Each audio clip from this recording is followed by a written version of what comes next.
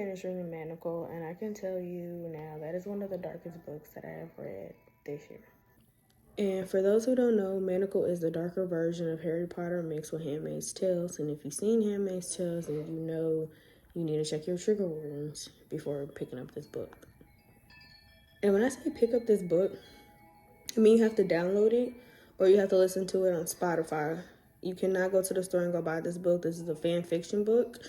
So either you download the book, print it off, bind it, or you listen to several hours of it for free on Spotify, okay? But if you are a binder person and you know how to bind this book and you would like to give me this book, I will forever be grateful because I really need this book on my shelf. I'm just going to put that out there in the universe. Let's get to this review. So Hermione has lost her memory, the war is over, and everybody is gone. Harry, Ron, Ginny, everybody has died.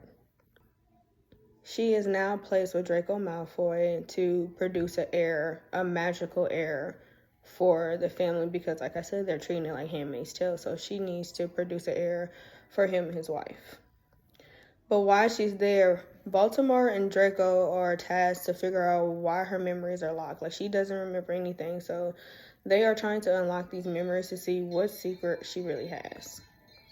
So this is where her memories start coming in. This is the flashbacks in the books. You have to listen to the flashbacks. Do not skip any flashbacks. I know this is the longest part of the book, but the flashbacks are very, very important.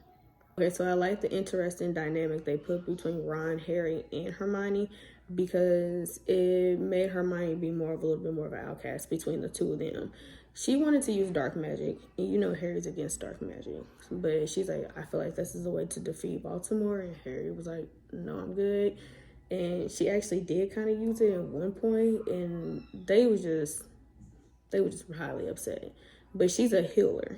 She wasn't a battler or anything, so that's where Draco came in, and they kind of taught each other how to heal, and he kind of taught her how to battle, and that's all I can say from there, y'all.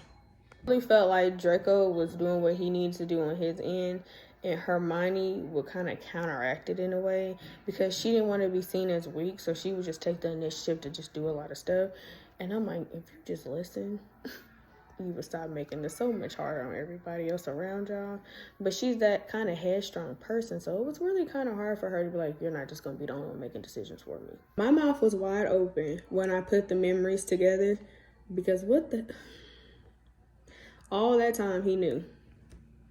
And she didn't know, but he knew, which was mind-blowing to me. It was so mind-blowing to me.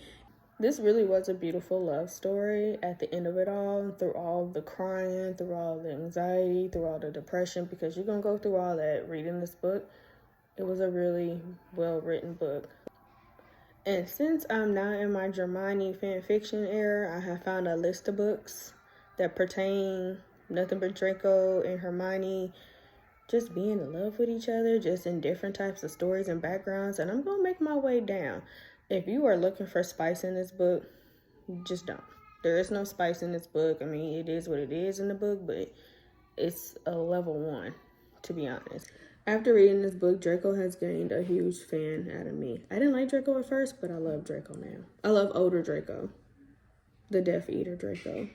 That's the one I love now because he was ready to burn the world down for her and sacrifice himself. That's what we need.